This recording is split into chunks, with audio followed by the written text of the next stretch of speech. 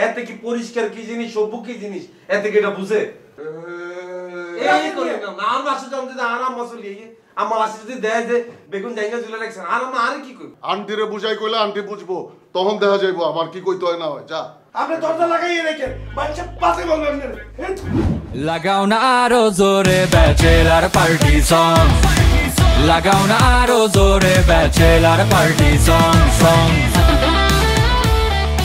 নিজে করে স্মার্ট বানাইতে হবে আমগো নিজে করি কি বলছি বুঝছস আর আই চিন্তা করছি আর পুরান টেবিলটা আইনতাম না পুরান টেবিলকে হালাই দি নতুন টেবিল কিনুম নতুন উদ্যমে হড়ালেখা করা শুরু করুম এমন পড়া পড়ুম এবার একটানে বিবে পাস করিয়া লাইম কোন স্যার আর পাশে এবার আটকে রাখতে হইতো না বন্ধু মোর পড়ার টেবিলেও না একটু সমস্যা হয়েছে ওই হাত রেখে পড়তে বইলি কসকস করে শব্দ করে আর চেয়ারের মধ্যে একটা প্যারেক বাইরে ইয়ে রয়েছে ওই বালটা খালি আইয়ে পাশার মধ্যে কোচা মারে কিয়া কস ইয়ালেনে তুই এরকম হচ্ছে করে নাটস বন্ধু তো তুই আঙ্কেলের ফোন দে ফোন দি ক আব্বাইকে হড়ালেখা করুম না আর চিকিৎসা করুম বল আব্বারে ফোন দিয়ে বলি মোরে নতুন পড়ার টেবিল কিনে দিতে আর আব্বা মোরে বলবে পড়ালেখা করতে হলে মাটিতে বইয়েই করা যায় মাটিতে বইয়ে পড়ালেখা কর বন্ধু এই একটা কথা আমার ভালো লাগছে বন্ধু মুরব্বীকে কথা কোনোদিনও হালাইচ্ছা আঙ্কেল যদি বলে তোরা মাটিতে বসে পড়তে তুই হেখানেই বসে পড় দেখবি হ্যাঁ না তোর একটা দোয়া থাকবো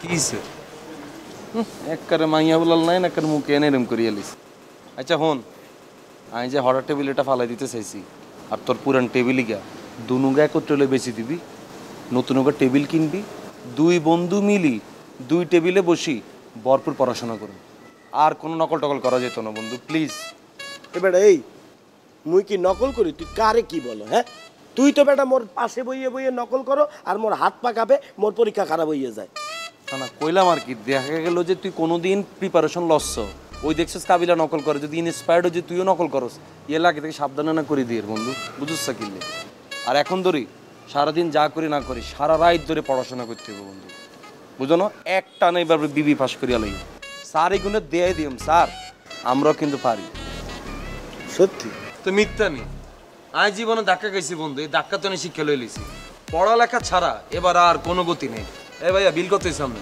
30 টাকা হইছে সো কেন এরকম লাল কিনলাম একটা যত চাই খারাপ মানুষ শুধু দূরে থাকুন তত খারাপ মানুষ কেন আর গিরি দেবো ধরেন এরে আর আঙুল খেলে মাঝখানেরটা নেই আর অন্যান্যগুলো তার সাথে দিতেছি ভাইয়া ভাইয়া আমরা তো এবার নতুন বাসা যাওয়ার আগে অনেক কিছু কিনে এলেছি ছোট ছোট জিনিস এখন খুব সুন্দর সুন্দর জিনিস কিনে ফেলছি দাম কম কিন্তু ক্লাসি আছে জিনিস একদম সাজাইলে ঘর পুরো ফুটতে থাকবে আর টেবিলের উপরে ওই কলমদানিটা রাখলে কিরকম লাগবে সুপার হয়েছে এটা আমরা কিছু কিনতেন না কাবিলা আমার জন্য একটা সুন্দর সে বড় খাট কিনে আনিস খাটা বিকারে তুই আমরা বেগবান হতাম ফ্লোরে তুই খোঁজাস খাট নিজের টেয়া দেখে নিল ভাইয়া আর একটা কথা কইতাম তুই কোনো কথা কইছ মনোযোগ দি বাইরে আঙ্গুলে কোনটা ভাইয়া কথাটা শুনে মানা করছি না আচ্ছা কাবিলা বলতে চাইতেছে বলতে দাও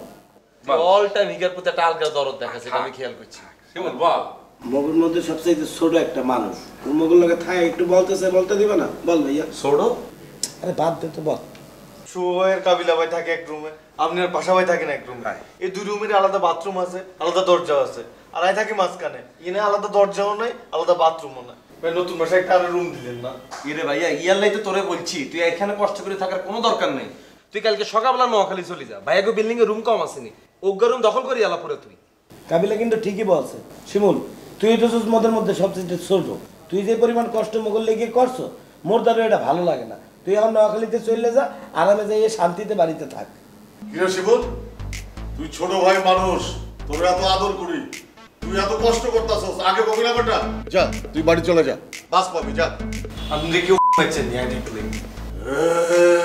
আই দাদু এসিমুল শোন তুই আমার আর দাদুর মাঝখানে ঘুমাইয়া থাকিস তোর আদর কইরা রাখমু আনে আরে আগলা কুত্তে কামড়েছে তো আপনি দুজনে মাঝখানে থাকলে আমি তো গন্ধই পাগল হয়ে যাবো থাক আর রুম টুম লাগতো না আমি বাথরুমে থাকবো ভাই আমি আপনার লগে আছি আমার লগে থাকা লাগতো না তুই উঠি যাও নি ভাই আপনার পাটা টিপি দিই হ্যাঁ দি তোরে আবার তুই পা এরম যা থাক ছোট মানুষ ইস্তা বদমাশি যায় তোমরা আজকাল দেখুন বেয়াদব বানাইতেছো থাক মাথা ঠান্ডা কর খালি।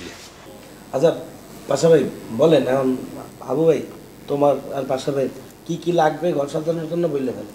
দাদু আপনি কি নতুন কিছু লাগবে? তোরা রুম টুম সাজাইতেছস, আমারও তো সাজাইতে হয়।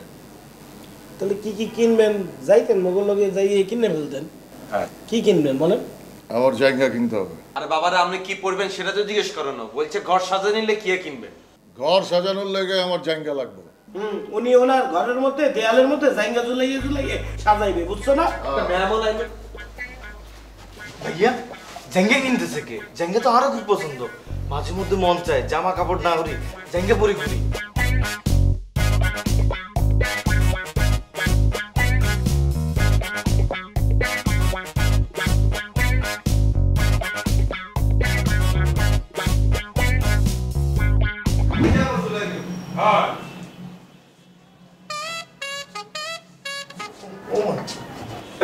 মোর দ্বারা তো মনে হইতেছে মুই জায়গার এক্সিবিশনে চলে আসছি। ভাই আপনি যাইনি কোনো মুভিতে কীর্তন লটকেছেন, আপনি সাদে নাড়ু দিতে। বেটা এগুলো ডিজাইন, ইন্টেরিয়র ডিজাইন। এটা কি ডিজাইন ভাইয়া?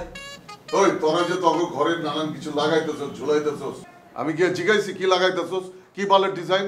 আমারে জিজ্ঞাস কে? মুই আর কাবিলা মোগর ঘরে যেগুলো ঝুলাইছি এগুলো সৌন্দর্য বাড়ানোর জন্য ঝুলাইছি।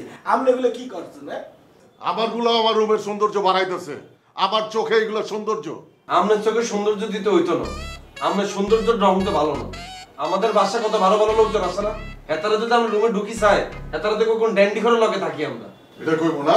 হ্যাঁ। আরে আসলে কইব যে একজন রুচিশীল মানুষ এই রুমে থাকে, বিচিত্র রুচির মানুষ। না আপনি ভুল বললেন। বাইরে কোনো মানুষ এসে যদি দেয় আপনি রুমের ভিতরে এইভাবে জায়গার এক্সিবিশন করতে আছেন, আপনার বিচিত্র রুচি না, বলবে বিকৃত রুচির মানুষ। এই মাইন্ডসে কি কইলো না কইলো ওটা পাশা না, পাশার যা ভাল লাগে তাই করে বেটা। ওই আবু আমার ওই জায়গাটা কই, ওই যে মৌমাছি আঁকা, এই যে দেখ দেখছস, এই যে মৌমাছি আঁকা হলুদের উপরে কালো দিয়া পাবি এমন জায়গা খুঁজা দেখছস কখনো জীবনে? ব্র্যান্ডের জিনিস বেটা, এটা যদি তুই একবার পরস তোর তো খুলতে ইচ্ছা করবো না। দেখ করে দেখ।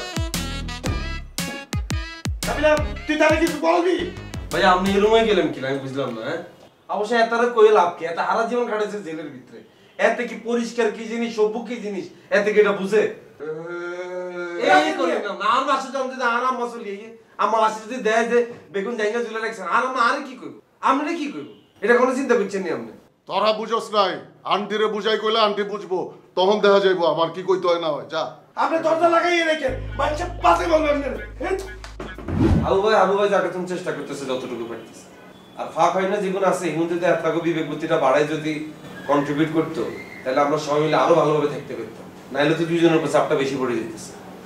আমার সামনে খালি টাকা পয়সার কথা বলছ, আর কতজন যে ফাও খাওয়া যাইতেছে ওইটা চোখে পড়ে না। তো কে ফাও? তাহলে আমারই চোখে পড়ে। কে ফাও খাইতে আছে? মুই ফাও খাই, কাবিলা ফাও খায়। হ্যাঁ হাবু ভাই যতটুকু পারে ততটুকু দিতে আছে, বললই তো কাবিলা ফাও খায় কি? রাও তো তোকে চোখে পড়বো না, তোরা আন্ধা হয়ে গেছিস। মোরা আন্দা হইলে আপনি মুরব্বী মানুষ, আপনার দায়িত্ববোধ নিয়ে সময় মতো টাকাটা দেওয়া উচিত, কন্ট্রিবিউটটা করা উচিত, আপনার এতটুকু বোঝা উচিত। আপনি সেটা করেন না, মোগর উপরে চাপ করে এই বিষয়ে। আবু দিতেছে না আমার টাকা? আবু ভাই দিতেছে, এটা তো আবু একটা আবু দিতেছে, আপনি দিতেছেন। আচ্ছা তোরা ঠাস করে যে বলি ফেলেছেন আবু দিতে, এটা কোনো ভাই বিবেক বা মানুষের মতো কথা বললেন না। তোরা চিল্লাচিল্লি করিস না, এখন থেকে সময় মতো আমি টাকা দেবো আনে, আর দাদু যদি সময় মতো দিতে না পারে তাহলে আমি দেবো আনে। প্রত্যেকবারে একটা কমিটমেন্ট দাও, এরপরে তো তোমার কমিটমেন্টের কথা মনে থাকে। লাগাও না আরো জোরে ব্যাচেলার পার্টি সং, লাগাও না আরো জোরে ব্যাচেলার পার্টি সং।